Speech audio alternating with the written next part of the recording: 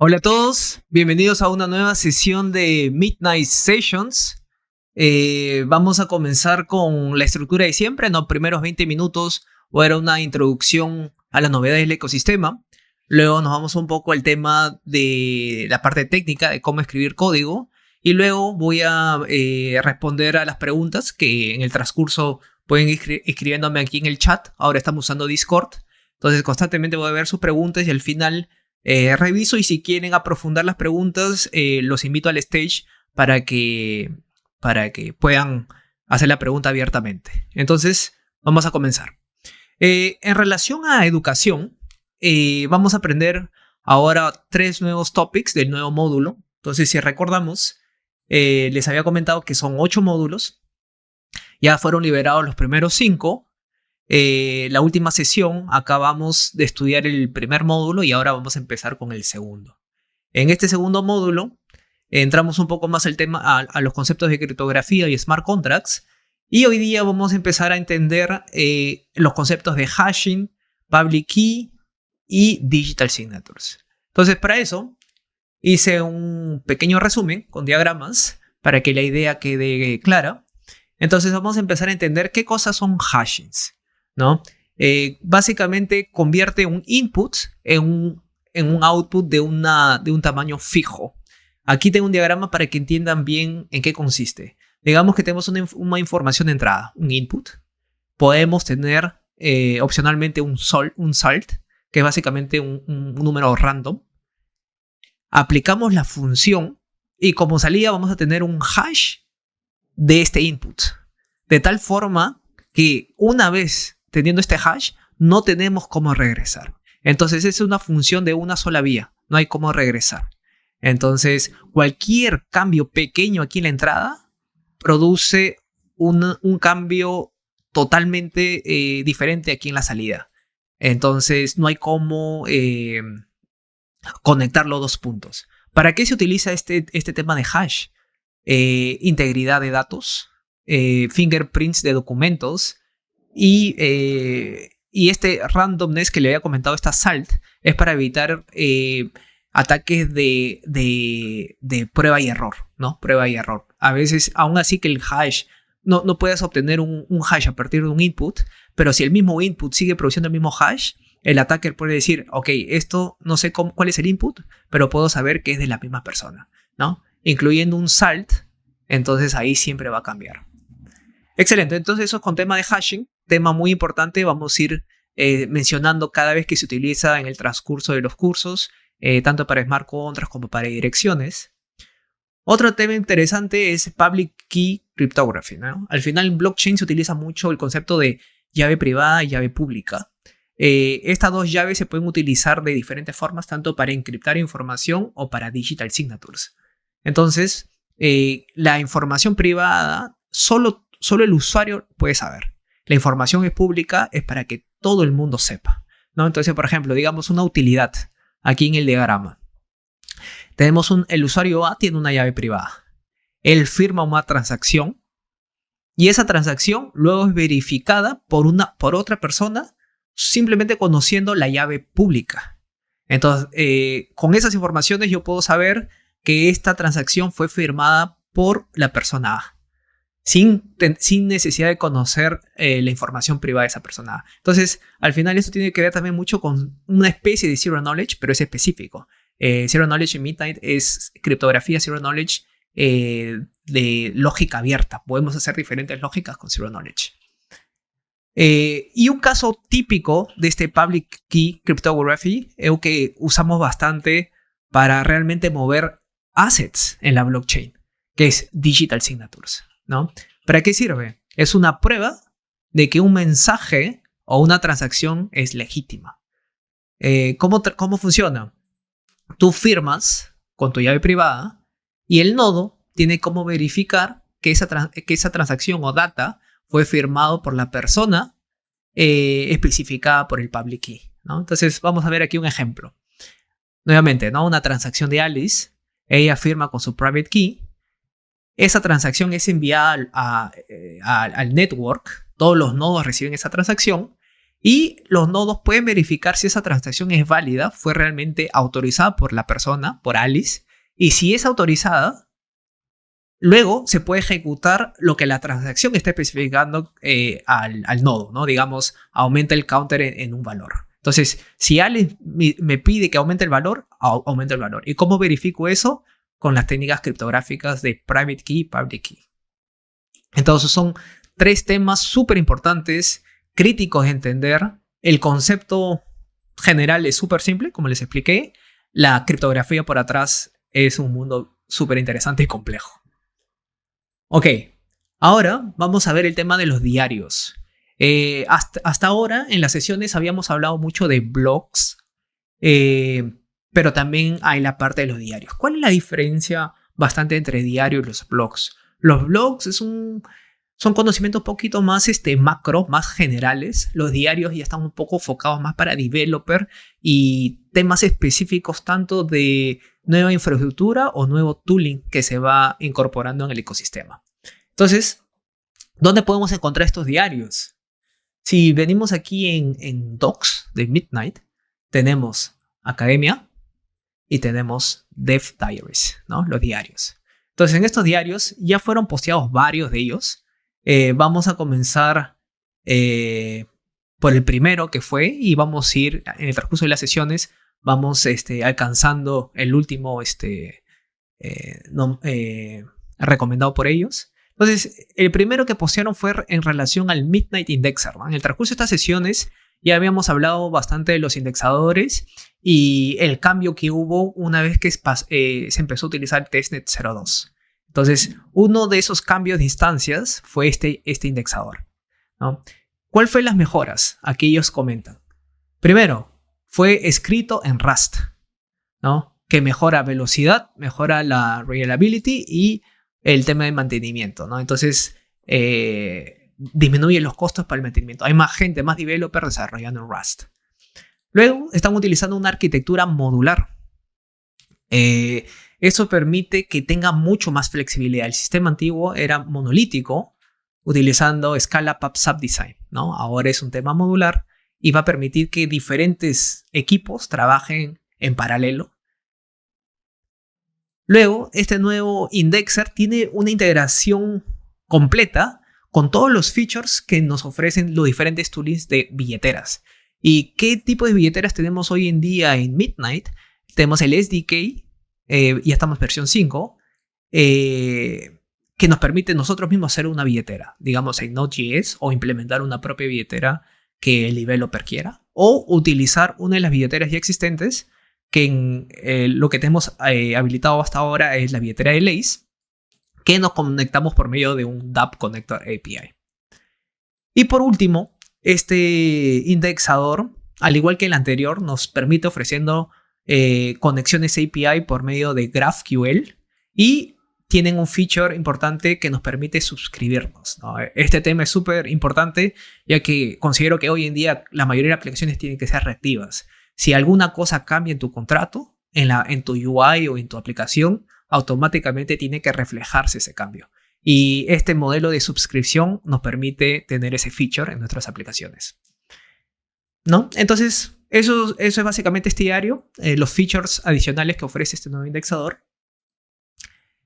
Y en relación a hackathons, punto importante, hoy es el último día para registrarse. Entonces, si han construido algo en el ecosistema, algo relacionado con tooling, inclusive que estén aprendiendo, ¿no? Por favor, inscríbanse y yo voy a ser parte de los jurados y voy a ser súper contento de ver lo que han construido, y este es un tema de aprendizaje, ¿no? Entonces, hoy día comienzan un poco y luego van siguiendo desarrollando. La idea es que hay hackathons mensuales, entonces el tópico de ahora es tooling y el próximo mes va a ser otro tópico. Entonces, están interesados en participar, pueden inscribirse, ¿no? Hoy cierran las inscripciones. Excelente. Ahora vámonos con la parte técnica. Hoy es un tema bastante interesante. Vamos a ver la macro del state, cómo está almacenado la data en la blockchain de Midnight.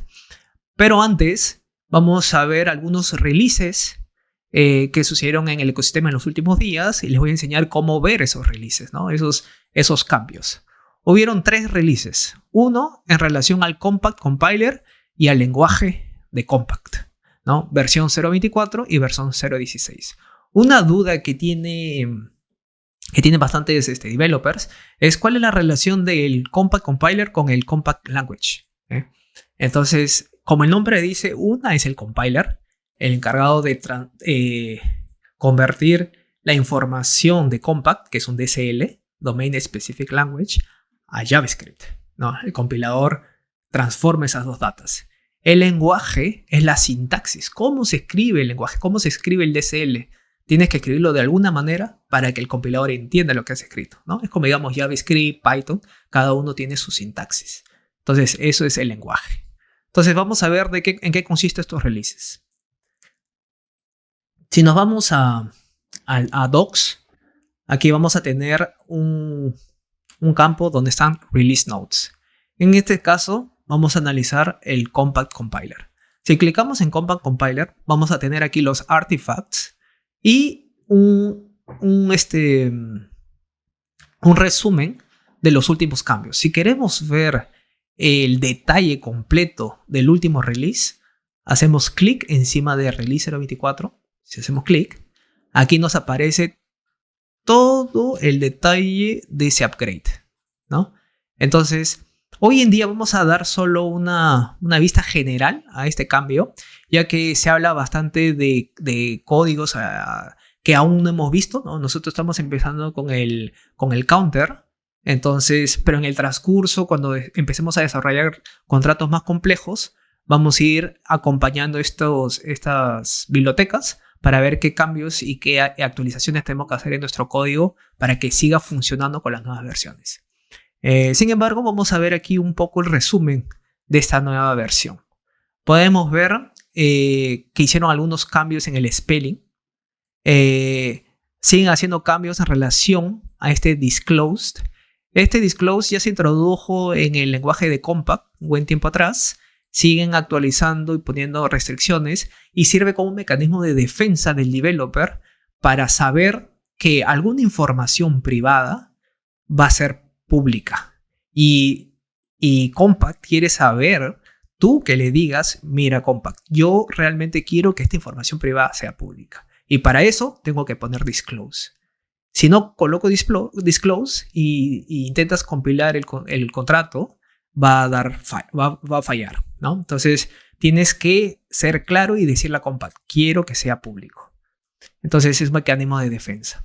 El feature o el bug que corrigieron importante en esta nueva versión es que antes había un problema a la hora de minteo de tokens, ¿no? Entonces muchos developers estaban utilizando las versiones antiguas, pero ahora ya corrigieron un bug que había a la hora de mintear los tokens. Ahora con este nuevo release ya corrigieron ese bug. Excelente. Vamos a ver qué otro release tuvieron. El release de Midnight.js, ¿no? Entonces, si nos damos cuenta aquí, por ejemplo, hay releases súper complejos y con bastante cambio, ¿no? Ahí tenemos que visualizar y entender todos esos cambios. Pero hay releases que son bien puntuales. Por ejemplo, 2 features, ¿no? En este caso, Midnight.js, que es el SDK de Midnight, adicionaron la opción de CAPTCHA en el header para hablar con el faucet y asegurarse que el segmento de number sea default a 0, ¿no? Entonces, este cambio con el cambio del nuevo Compact, ahora corrigieron ese problema de tokens que les comento. Y otro release que hicieron fue relacionado con el indexador, ¿no? Nuevamente corrigieron bugs. Si podemos ver aquí, ellos comentan que el changelog, el cambio, estos son los nuevos features. Ahora podemos extender nuestra base de datos para tanto instancias Postgres. Refactorizaron algunas partes del código. Y aquí está el tema de compatibility, ¿no? ¿Qué sistemas operativos puedes correr tu indexer, ¿no? Entonces, esa es la forma de ver los releases notes. Y así como vimos de esos 3 instancias, podemos ver de las diferentes instancias o SDKs que nos ofrece Midnight. Excelente. Entonces ya vimos cómo ver los releases y los nuevos releases actuales. Ahora vamos a entender ¿cómo funciona el state? En la última sesión estuvimos investigando las diferentes funciones del File API. Aprendimos get counter, ledger state, join contract, deploy, cómo correr un circuito. Y nos quedamos de explicar cómo está estructurado el objeto del resultado de correr de esta función, que es nuestro circuito, que es de tipo Finalized Transaction Data. Aquí estoy logueando el resultado y podemos ver que tenemos varios resultados. Es un objeto súper completo. Podemos ver información pública, effects, private, ¿no? Entonces, para entender esos números, lo primero que tenemos que asegurarnos es que entendemos cómo que la información se almacena en Midnight, ¿no? Entonces, para eso, he creado aquí un diagrama donde vamos a entender cómo se almacena la información en Midnight. En términos generales, la información está dividida en public state y private state. Private state vive en la máquina del usuario, en una base de datos controlada por el usuario, por un tercero, pero no está en la blockchain y puede estar en cualquier formato. Por eso, represento private state como varios bloques con un tipo de state diverso, variado. Depende del developer o usuario cómo quiere estructurar esa información. Luego tenemos el state público, que es la blockchain de Midnight. Y dentro de ese state tenemos dos protocolos, CSwap y Kashina, ¿no? CSwap, dentro tenemos dos grandes states. Uno son un Merkle tree, este de aquí, es un Merkle tree con varios commitments. ¿Qué son esos commitments? Prácticamente hashes. Hace un rato aprendimos el significado de hashes. Y por otro lado tenemos un set de nullifiers. ¿Qué son nullifiers? Es básicamente un hash de un secret que nos permite tener seguridad que un commit, un coin, ya fue gastado sin tener que incurrir en el fenómeno de double spending, ¿no? Entonces, estos son los states de CSwap. En Kashina es donde viven nuestros smart contracts. Y básicamente el state es un map de varias direcciones. Cada dirección tiene un state y cada dirección tiene una referencia de circuitos, ¿no? Que es la forma como interactuamos con el smart contract. Entonces, básicamente, ese es el state en la blockchain. ¿Cómo hablamos con la blockchain de la información privada a la información pública? Es por medio de una transacción, ¿no? ¿Cómo está estructurado esas transacciones? Tenemos básicamente offers y transcripts. Y podemos dividirlo en 4 partes. Primero, tenemos el concepto de guaranteed offer, ¿no? Una oferta garantía. Después tenemos una oferta fallible. Luego tenemos deploys o llamadas de contratos. Cuando hablamos de offer, estamos en el mundo CSwap. Cuando hablamos de transcripts, estamos en una conexión entre Kashina y CSwap, ¿no?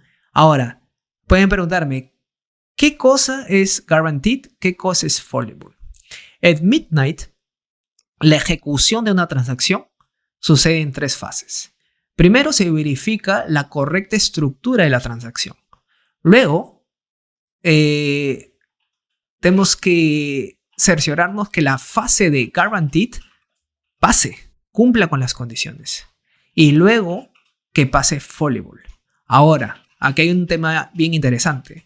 Esta tercera parte puede fallar, ¿no? Entonces, cuando creamos una transacción, podemos decir, nodo de Midnight, queremos que estas dos pasen, pero si esta tercera falla por algún motivo, no hay ningún problema. Ejecute estas dos y esta tercera falló, déjala ahí, ¿no? Ahora, si esta segunda parte falla, ahí sí la transacción no pasa, ¿no?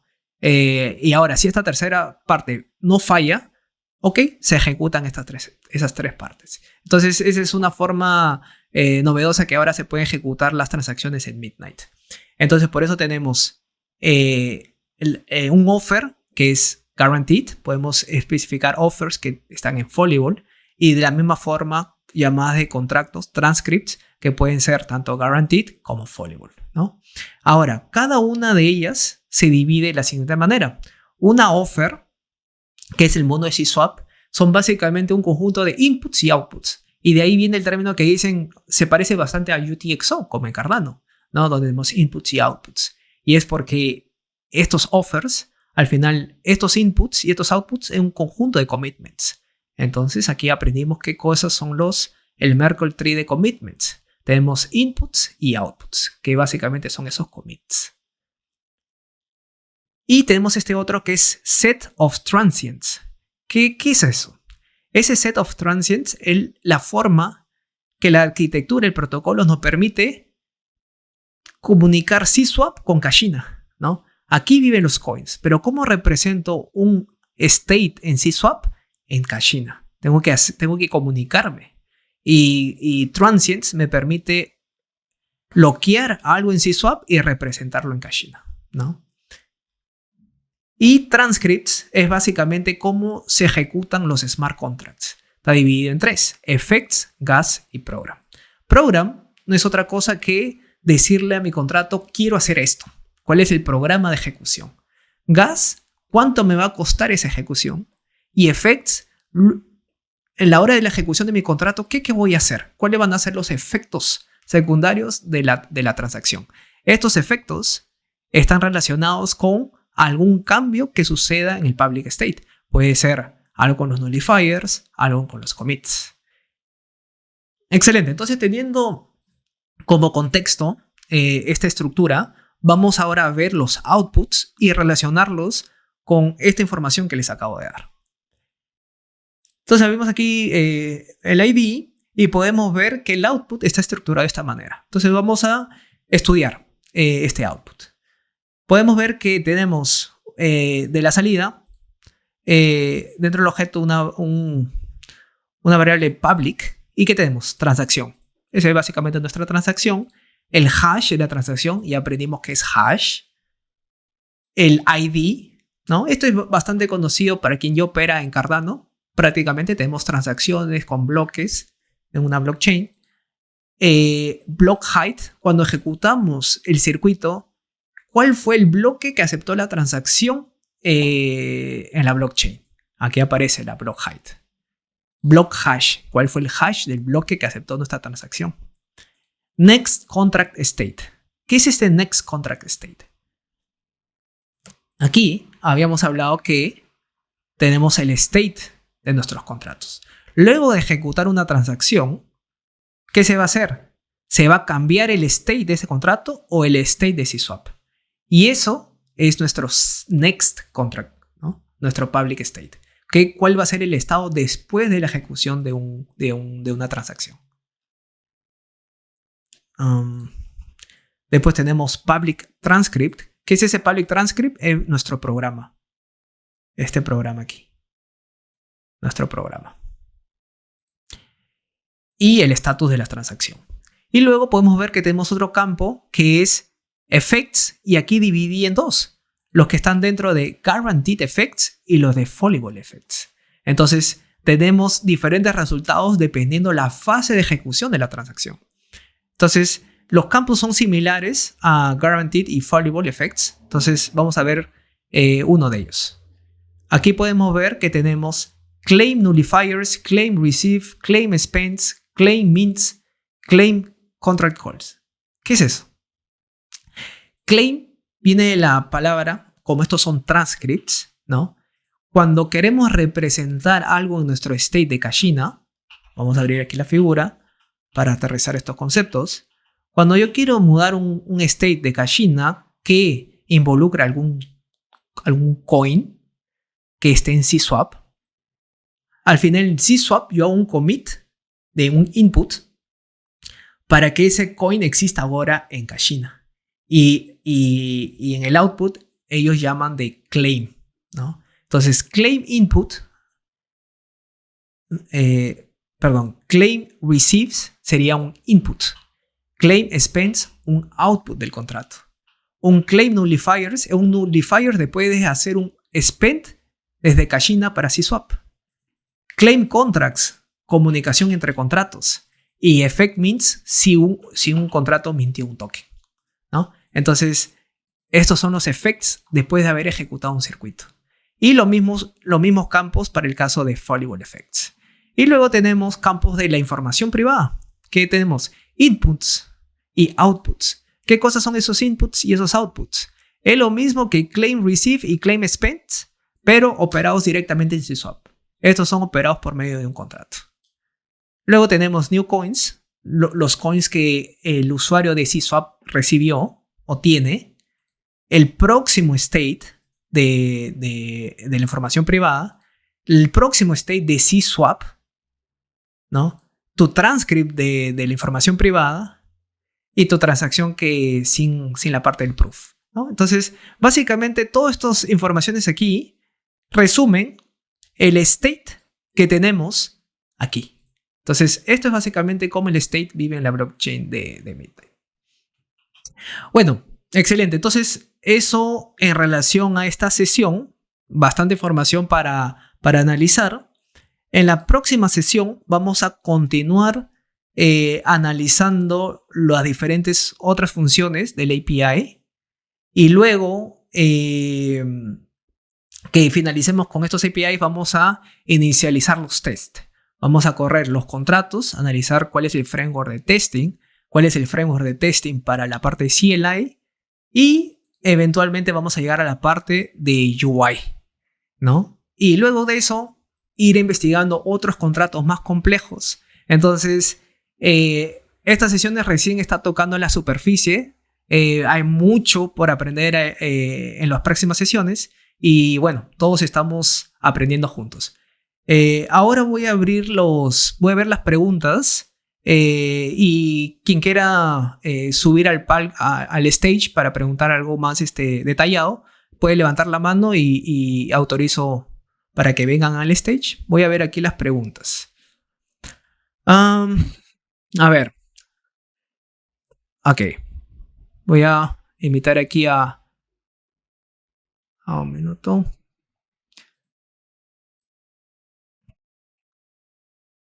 Ok.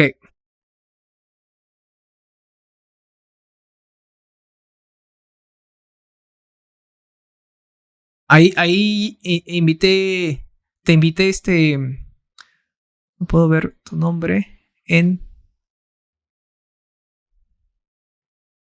te acabo de enviar una invitación. Es solo aceptar y ya te vas a poder juntar al stage.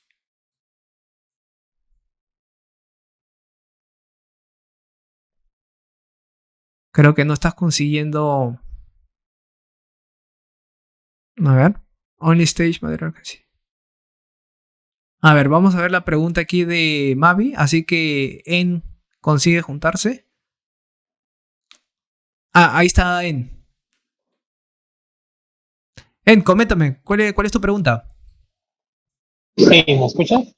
Sí, te escucho ahora. Ok, mi pregunta es acerca de, no sé si lo cubriste hace como, tuve problemas técnicos y tuve como 5 minutos sin escuchar, pero quiero saber un poquito más sobre el viewing tool. Por ejemplo, lo que sé es que en el indexador de Midnight, por ejemplo, si yo quiero hacer un query en el GraphQL, pues puedo hacer el query y me regresa datos, pero esos datos están encriptados. Lo que investigué es que hay un viewing, o sea, una llave para ver, y esto se puede generar con ciertas herramientas de Midnight.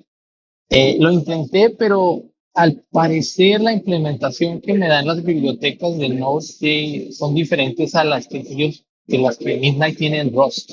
Como que no macheaba. O sea, no funcionaba. Entonces, no sé si me puedas, o sea, al respecto de ese tema, de cómo funcionan los videos. Quizás lo estaba haciendo mal. Ok. ¿Cuál es tu nombre? Aquí aparece N, pero no. Norman. Norman. Ok. Entonces, Norman, mira, interesante tu pregunta. Y te voy a hacer también una pregunta adicional en base a lo que me has preguntado, porque tengo curiosidad. Ahora, hay dos métodos realmente de cómo tú puedes hablar con el indexador. Uno es directamente con el indexador por medio de los APIs. Y la segunda es utilizando el framework que Midnight nos ofrece, que si entramos aquí en la documentación, tenemos Midnight.js, ¿no? Midnight.js es un framework que es lo que estamos viendo aquí ahorita en el IDE, estas funciones que mágicamente, por ejemplo, cuando ejecutamos esta función de increment utilizando la salida de estas funciones que nos ofrecen el framework como deploy contract y find deploy contract, y luego llamamos al circuito que fue declarado en nuestro contrato. Por ejemplo, acá venimos a contratos, aquí declaramos ese circuito increment. Esa función mágicamente abstrae toda la complejidad de crear la transacción, probarla, enviarla al nodo, que se sincronice con el indexador y que nos suscribamos al indexador y la recibamos en nuestra cartera. Todo eso, esas funciones abstraen, ¿no? Entonces, la forma recomendable de ejecutar transacciones y hablar con la blockchain indexadores, si quieres utilizar toda la biblioteca de abstracción que Midnight nos ofrece, es utilizando esa biblioteca de Midnight.js. En tu caso, que estás queriendo hablar directamente con el indexador, estás usando los APIs, ¿no? Entonces, para eso, ahí ya tú vienes aquí a Midnight Indexer y aquí va a estar toda la documentación de los diferentes APIs para tú hablar con el indexador. Ahora, tú dices que está todo encriptado y está todo encriptado. Aquí en el gráfico que les había mostrado, el state que tú puedes ver aquí en CSwap es todo commits, son hashes. Toda esta es información privada, y aquí la data la información pública de las direcciones, esto está serializado. Entonces, si tú quieres ver esto, tienes que deserializarlo, y si quieres ver esto, realmente el único que puede ver esto es quien tiene la llave privada de la encryption key. Las direcciones en Midnight están divididas en dos. Coin Public Key te permite gastar los coins y Encryption Key te permite visualizar la data, ¿no? Entonces, tú puedes bajar todos estos commits, pero no te dicen nada. No tienes cómo saber nada en relación a eso. Tú tienes que tener el Encryption Key para realmente visualizarla. ¿Hay algún ejemplo para hacer eso hablando directamente con el indexador? La razón es porque estoy viendo cómo, por ejemplo, generar un pequeño Block Explorer, por ejemplo, que me dé los datos si yo tengo la llave, si yo soy el dueño de alguna transacción. Eso es lo que quisiera yo realizar. Ya, sí. Mira, realmente tu modelo de aplicación es bien específico, claro, y para un Explorer ya tienes que hablar directamente con el API, ya que el framework te limita, ¿no? A prácticamente aplicaciones. Ahora, si quieres hacer aplicaciones de visualización, claro, vas a tener que hablar directamente con el API. Aún, como todo es nuevo, la mayoría de developers, inclusive Mesh, estamos trabajando con ejemplos de dApps, ¿no? Todavía no hemos entrado de lleno a crear abstracciones de las funciones del indexador en sí. Entonces, la única información realmente que tiene disponible en mi conocimiento ahora es la información del API del indexador. Ahora, ejemplos que utilicen directamente ese indexador, solo he visto una persona. Aquí te voy a ver si te puede dar una referencia. Hay un team ¿Sí? En ROS vi que tienen algo, pero no tengo acceso realmente a ver la implementación. Sí. No, el proceso de open source de los indexadores ya debería haber sucedido, pero está en el transcurso, ¿no? En el transcurso de estos meses, toda la información va a ser open source y este indexador de Rust fue recién liberado, ¿no? Recién fue hace poquito, serán unas 3 semanas, un mes máximo. Entonces, no he visto la implementación, ¿no? Porque, como te comento, uso más la parte de Midnight.js. Ahora, yo te aconsejo, como tu caso es súper específico, aquí en el Discord Si tú vas al Discord de Midnight, abajo vas a poder ver support channels que dice Midnight Feedback, Ask for Help, Partnership Proposals y Community Suggestions, ¿no?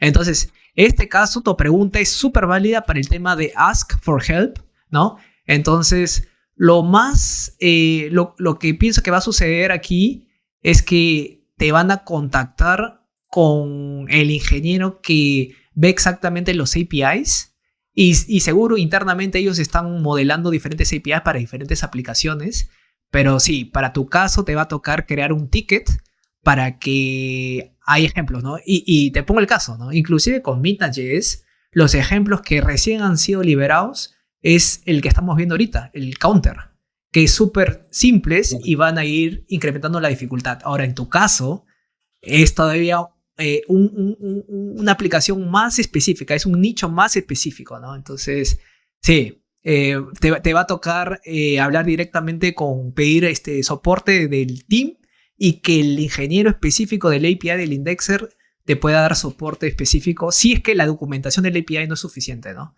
Que probablemente no lo es, ¿no? Porque no hay ejemplos.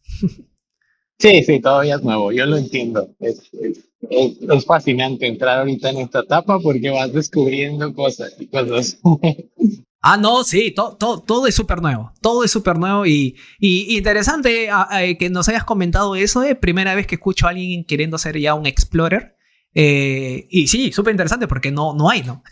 No hay los explorers y sí, súper interesante que nos vayas comentando tu desarrollo ahí de ¿Me los podrías explorers. guiar otra vez guiar dónde puedo hacer? Porque no lo vi, no lo pude ver Ya, en tu presentación. si tú, ok, déjame ver aquí si consigo presentar. A ver, vamos a ver. Aquí ven, ¿no?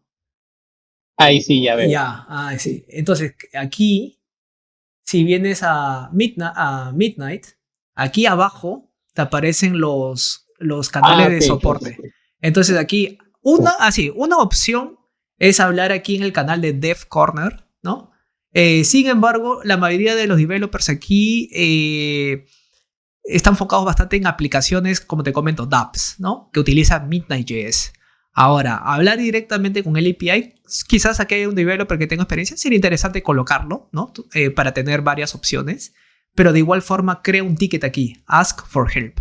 Entonces, en este caso, vas a pedir soporte en una documentación bien específica como es ejemplos utilizando el API del nuevo indexador con Rust. Y sí, y también puedes preguntar si está open source o no, ¿no? Perfecto. Gracias. Listo. A ver, vamos a ver si hay otras preguntas. A ver, vamos a ver aquí. Aquí tenemos a Mavi. Aquí Mavi escribió una pregunta en inglés. Voy a traducir. Vamos a ver qué dice. Hello, how are you doing? I'm looking for works as a full stack on Cardano Dev. Is there any open? Ok, Mavi está preguntando, ¿no? Que él es un developer, cómo busca oportunidades en el ecosistema de Midnight. Hoy en día en el ecosistema de Midnight es súper nuevo, pero hay oportunidades. El team de Midnight está creciendo constantemente. Hay muchas bibliotecas trabajando con open source.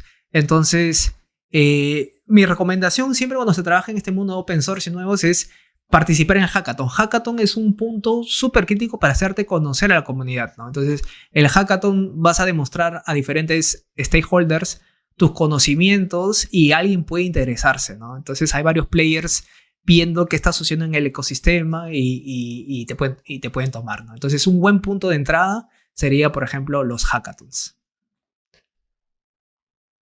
Ok,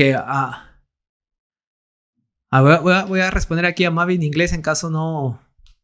Mavi, what I was saying is that participating on the hackathons, it would be a nice starting point right now.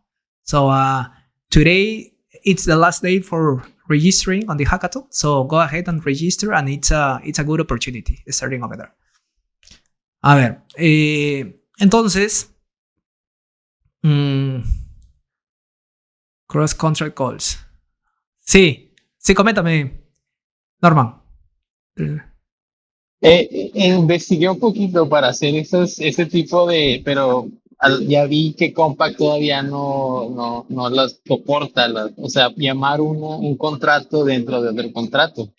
Y pues en el proyecto que estoy ayudando, pues tuve que hacer un contrato grande, integrando dos contratos literalmente. Entonces, pues eso fue hacerse muy grande y no ser modular, ¿no? O sea, Sí, entonces, no sé cuál es ahorita es el estatus, pues. claro. El estatus, no hay fecha, ¿no? Concreta en relación a cuándo van a liberar estos features, pero si tú ves en la salida de la función de increment, aquí en los effects que les estaba comentando, tú puedes ver que ya hay claim nullifiers, receive spends, que son los output de CSwap, pero ya aparece contract calls, ¿no? Entonces, ya están comenzando a integrar la funcionalidad en los APIs. Entonces, pronto va a salir ese feature de cómo poder hablar entre contratos. Y otro feature que también están comentando que ya va a salir es el de los unshielded addresses, ¿no? Entonces, hasta ahora nosotros tenemos direcciones shielded, tokens shielded, que son encriptados, solo el que tiene la encryption key puede verlo, pero ahora van a liberar también unshielded addresses, que son básicamente direcciones como conocemos en la blockchain, que todo el mundo puede ver, y eso va a permitir incluir la funcionalidad de selected disclosure, poder mostrar lo que queremos o mostrar algunas cosas para algunas entidades que nosotros autorizamos, ¿no? Entonces, ese concepto de selective disclosure ya podemos ejecutarlo en Kashina con información privada y pública, pero también vamos a poder ejecutarlo en el mundo de CSwap, ¿no? Pero esos dos features aún no están, pero ya van a salir. No es una cosa que de aquí a varios meses van a implementarlo. Es una cuestión de en las próximas semanas, un mes, imagino que ya van a salir estos features, porque es de suma importancia, ¿no? Ya comentaron la integración de Identus con Glaze, y estos features son básicos para la implementación de identidad, ¿no? Y también digital signatures, ¿no? Digital signatures para poder firmar mensajes por medio de la billetera utilizando las billeteras, ¿no? Cosa que no se puede ahorita, pero también es un feature que ya viene. Perfecto, gracias. Listo, vamos a ver aquí qué me están preguntando. John me comenta, there is a link I can give you. Si hay un link que me puede dar. ¿De qué link, John? Aquí. IO Global Current Openings. We are a decentralized company o no. John, no entendí muy bien la pregunta. ¿Es un link que querías compartir ahí con la gente de habla hispana o...?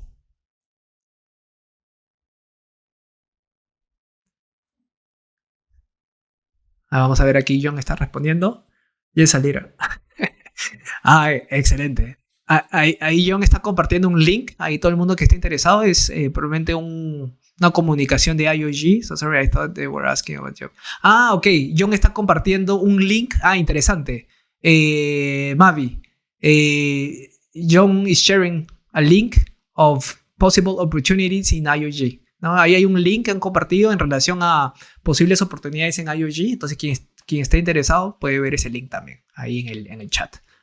Gracias, John, ahí por compartir el link. Y bueno, eso sería por esta sesión. Bastantes conceptos nuevos. En la próxima sesión vamos a seguir investigando los APIs y las diferentes funciones, ¿no? Entonces, mucho camino por el frente y espero verlos en la próxima sesión. Nos vemos. Chao, chao.